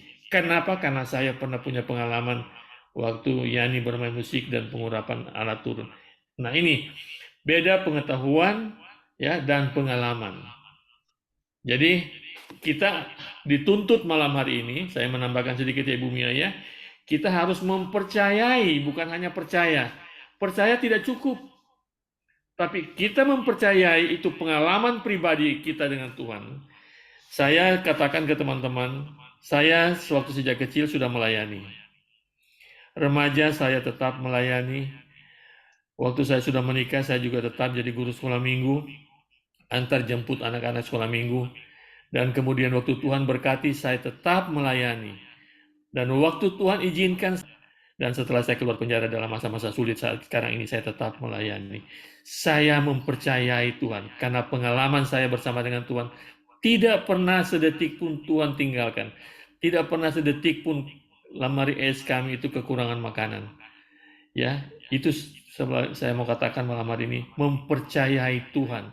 Kenapa? Karena pengalaman hidup saya bersama dengan Tuhan itu sudah terbukti sampai saat ini. Saya katakan kepada teman-teman, kesetiaan kita itu yang dituntut oleh Tuhan. Bukan hanya uang yang kita berikan persembahan, perpuluhan, bukan. Itu Tuhan tidak akan menjadi kaya. Kalau Tuhan membantu saya 1 triliun, itu tidak membuat sorga bangkrut. Ya, tidak membuat goyang keuangan sorga. Tuhan itu yang punya seruas sekalian alam. Tapi Tuhan mau kesetiaan saudara dan saya. Dan saya percaya malam hari ini teman-teman semua yang ada di sini adalah orang-orang yang setia. Ya, nah ini saya tambahkan dari Ibu Mia tadi pengalaman mempercayai. Kita ini semua hidup dalam kenyataan. Sejak kecil kita sudah diajar tentang kenyataan. Makanya iman itu tidak terlalu banyak bertumbuh. Kenapa? Perbedaan antara hidup dalam kenyataan dan hidup dalam iman. Perbedaannya sangat mencolok. Kita sejak kecil diajarkan, mama siapkan susu. Bubur sudah di meja. Menangis sedikit, makanan sudah siapkan. Semua kita minta dalam kenyataan dan mama siapkan. Makanya iman kita tidak dibentuk. Tapi begitu kita dewasa, kita mengalami kesulitan-kesulitan. Dan disitulah iman mulai bertumbuh. Iman itu paling banyak bertumbuh saat kita mengalami kesulitan hidup. Ya, makanya saya bukan mau supaya Tuhan kasih kita kesulitan, no. Saya mengalami pribadi saya betapa Tuhan proses saya, iman saya menjadi kuat ketika saya menghadapi masa-masa yang sulit. Saya selalu katakan, saya memperkatakan firman Tuhan kepada teman-teman. Yang saya pegang satu, yang saya tidak bisa lupakan sampai saya dipanggil Tuhan, yaitu Matius 28 ayat 19-20. Ya, terakhir bagian terakhir dikatakan oleh Tuhan. Tuhan Yesus yang berkata ini, bukan Ibu Mia. Tuhan Yesus yang berkata, dan ketahuilah, aku menyertai engkau sampai kesudahan alam. Itu aja dipegang. Saya pegang itu dan saya yakin dengan iman. Terima kasih Ibu Mia sekali lagi. Tuhan memberkati. Tuhan memberkati teman-teman. Silakan Pak Amin. Lanjutkan Pak. Oke, terima kasih. Thank you Bu Mia dan Bapak. Terima kasih buat kesaksiannya. Sungguh luar biasa kita diberkati.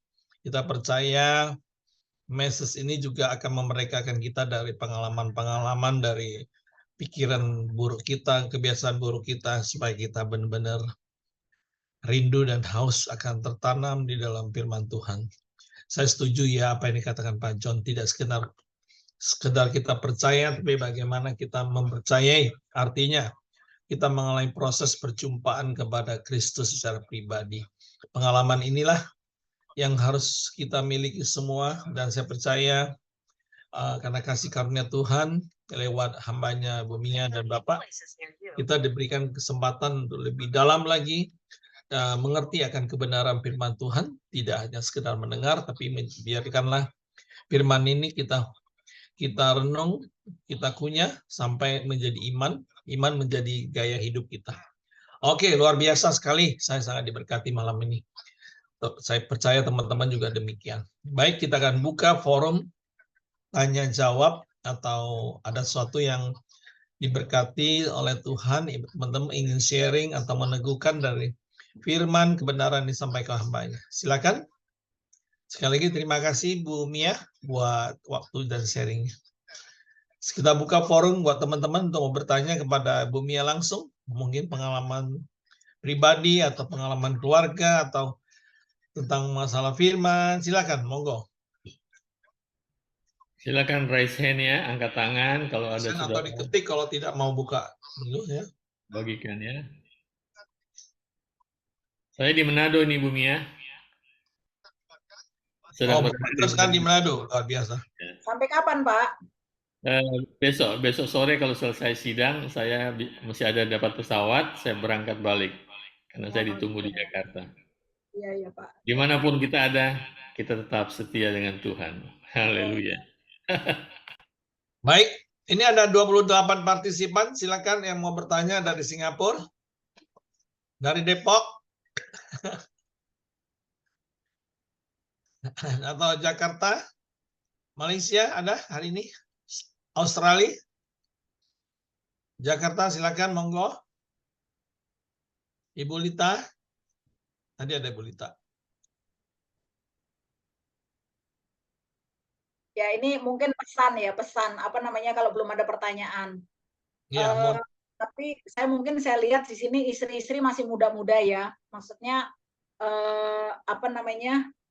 Pada satu waktu di mana nanti akan sampai pada di mana usia suami menjelang 60 tahun gitu ya.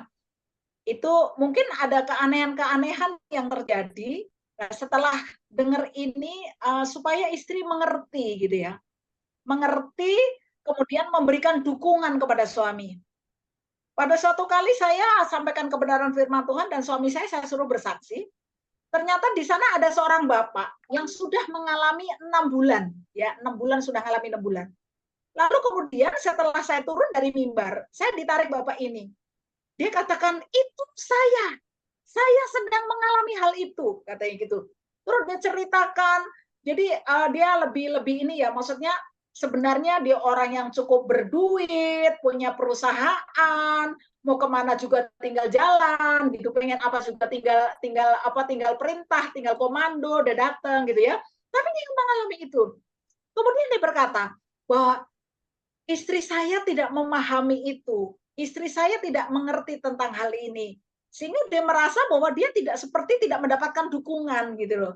Jadi istri-istri nih yang sekarang masih muda-muda gitu ya, nanti kalau suami menjelang 60 atau usia 60 mengalami hal yang demikian, pahami dia bahwa dia butuh dukungan gitu loh. Dia butuh dimengerti, dia butuh didukung. Karena itu memang bukan keinginan dia gitu ya. Bukan kehendak dia seperti itu, tetapi memang faktor hormonal yang memang apa namanya dia harus lalui, dia harus lewati gitu ya. Jadi nanti ini wanti-wanti gitu nah.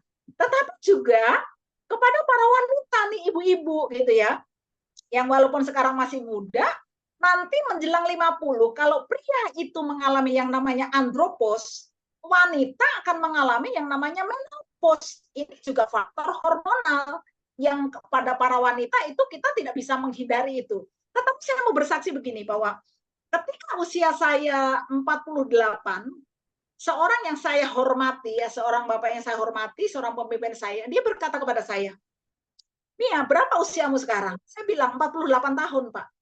Lalu kemudian dia bertanya, Mia, nanti kamu menjelang 50 tahun, kamu akan mengalami seperti ini, yang namanya menopause, kamu akan, pokoknya dia sampaikan hal-hal yang memang ada orang-orang yang mengalami demikian, karena memang apa yang dihadapin adalah orang yang mengalami menopause sampai menopause itu memang kondisi hormonalnya itu menyebabkan sampai kepada masalah fisik. Dan itu dialami bertahun-tahun. Lalu kemudian saya berkata demikian, Pak, memang saya akan melewati masa itu. Usia itu saya akan lewati. Saya nggak mungkin lompat gitu ya, 48 kemudian ke 55. Saya pasti akan melewati tahun-tahun itu. Tetapi Pak, apa yang Bapak sampaikan itu tidak akan terjadi kepada saya.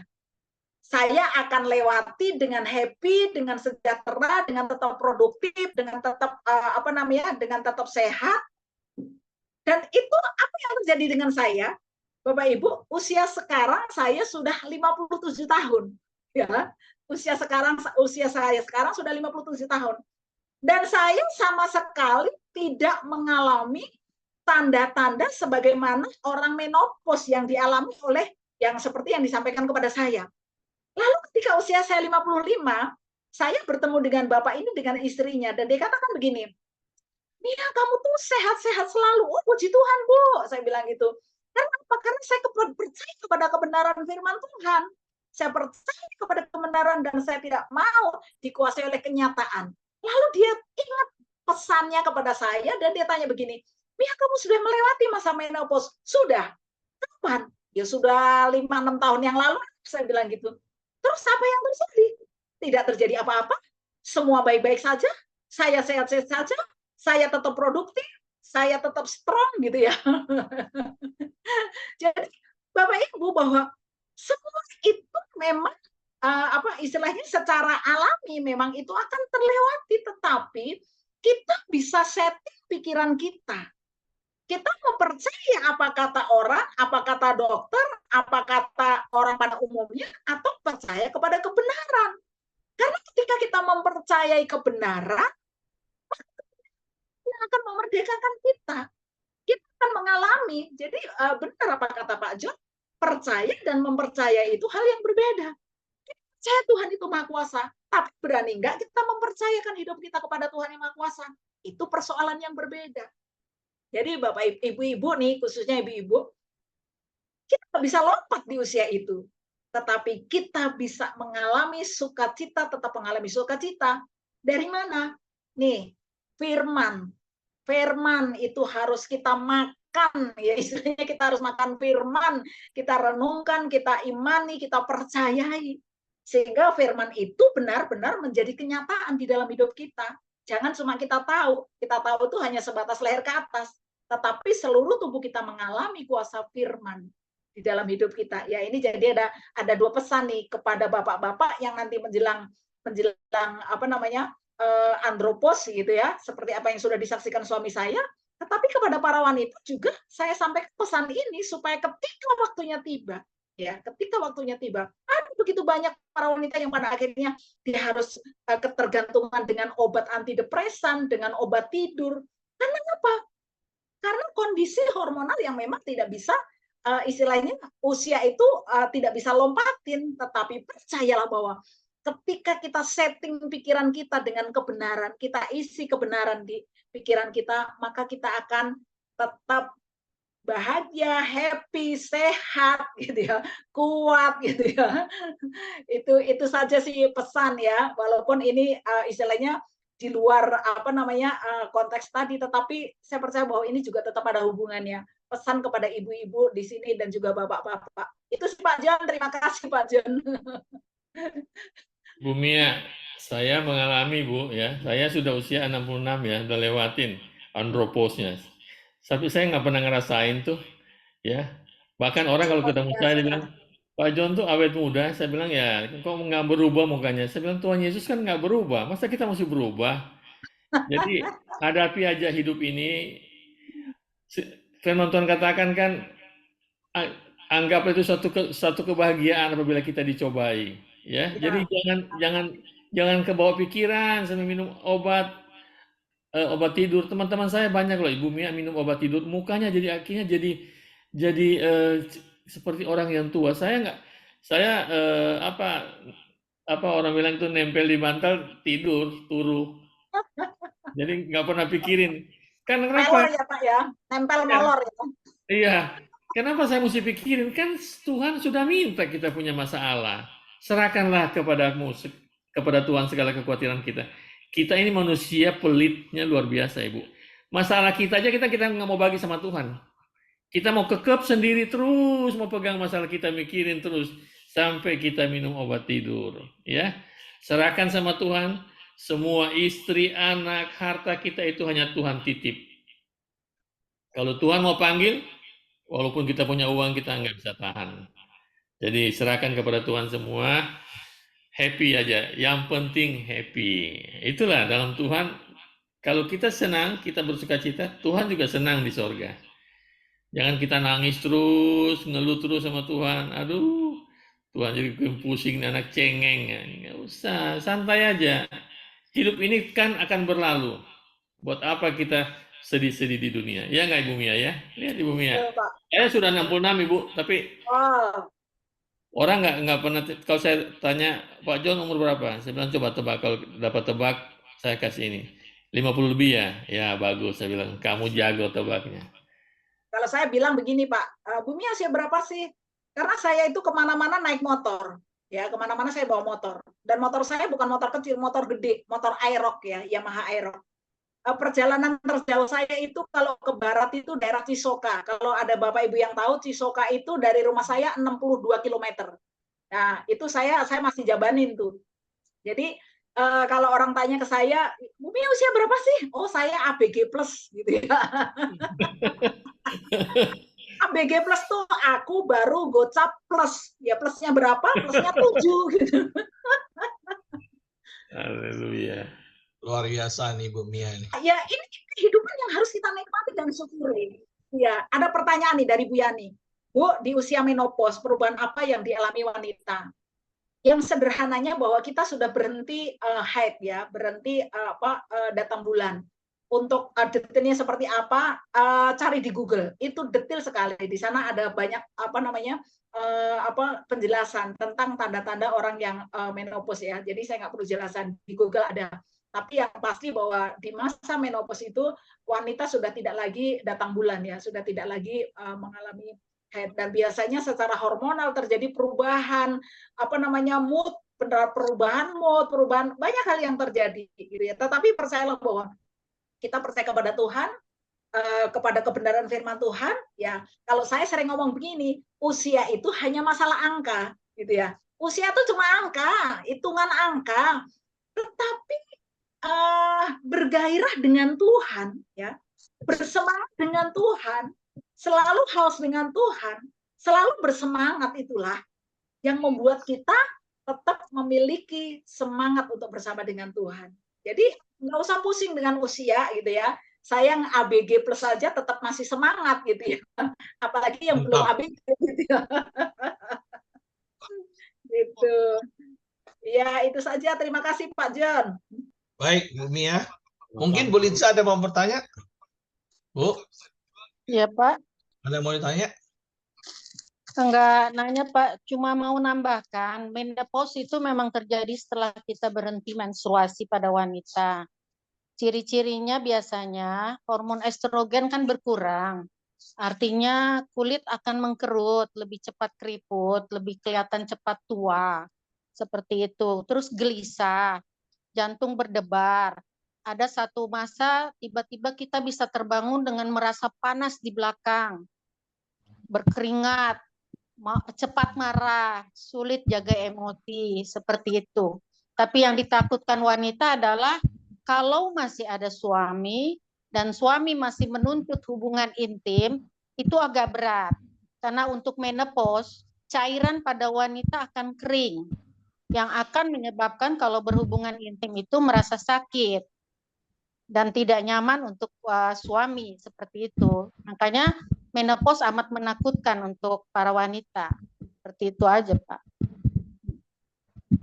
Terima kasih Bu Lice, luar biasa penjelasannya. Nih pertanyaan Ibu Yani sudah terjawab ya. Kalau mau tanya detailnya tanya Mbak Google lagi. Terima kasih Bu Lice. Sama-sama Bu Mia. Ya, luar biasa ya. Informasi dan sekaligus pengetahuan buat para wanita. Dan khususnya buat bapak-bapak harus memaklumin dan memahami. Begitu ya Bu ya. Jadi harus saling mengerti. Nah, baik, ada lagi yang mau bertanya atau mau meneguhkan karena waktu berjalan terus, sudah mau pukul 9. Tinggal 23 partisipan, teman-teman. Silakan kita berikan kesempatan satu lagi jika ada. Oke. Nggak ada lagi Pak John? Ada tambahan? Kelihatan semua sudah mengerti ya. Saya senang sekali dan saya hanya mau tambahkan sedikit ya. Mari hari-hari ini kita lebih dekat dengan Tuhan.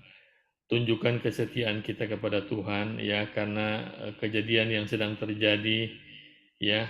Saya mendapatkan berita yang tidak enak kalau musim panas ini bertambah terus ya.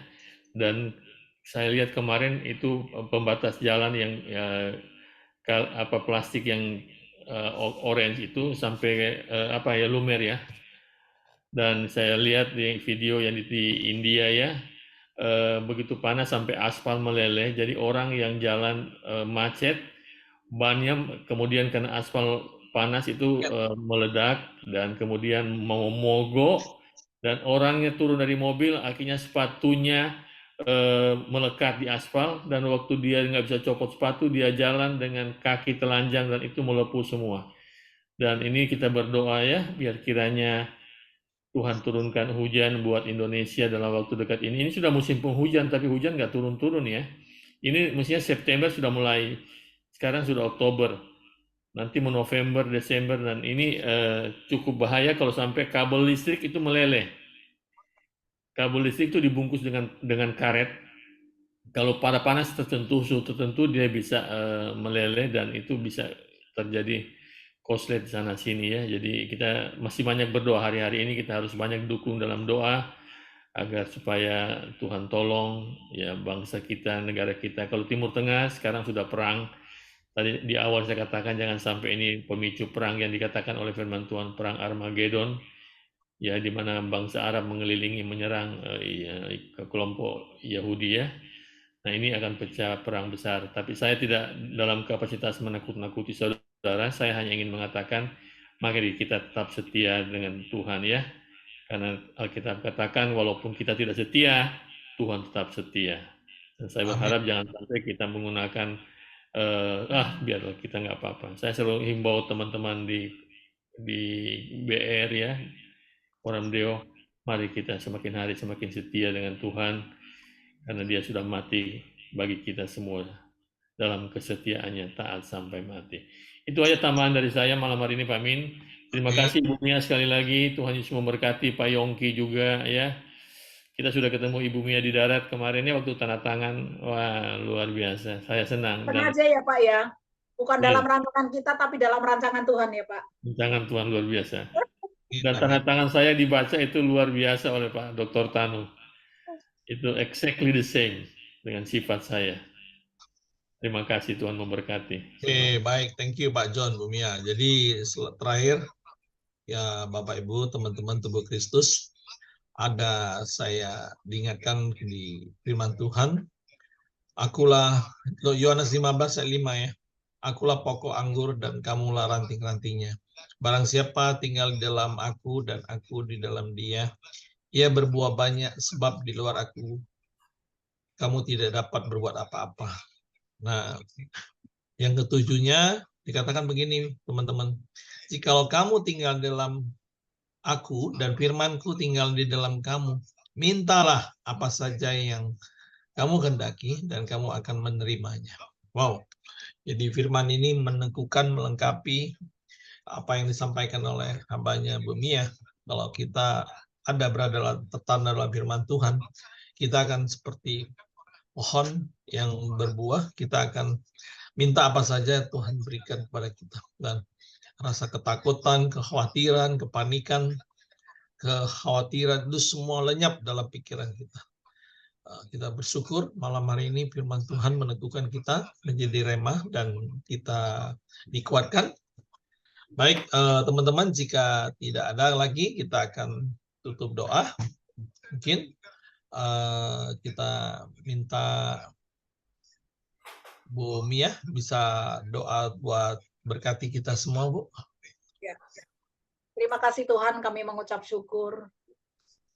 Tanda-tanda zaman, berita-berita peperangan, bencana, hal-hal yang buruk terjadi, Tuhan, sebagai peringatan bagi kami supaya kami semakin mengandalkan Tuhan, semakin mempercayai Tuhan, dan semakin mau mempercayakan hidup kami kepada Tuhan.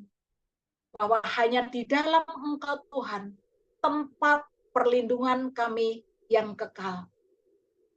Bila kami semakin melekat dengan Allah, mengandalkan Tuhan dalam segala kondisi, dalam segala situasi, dan kami meletakkan perkataan Tuhan di atas kenyataan hidup kami.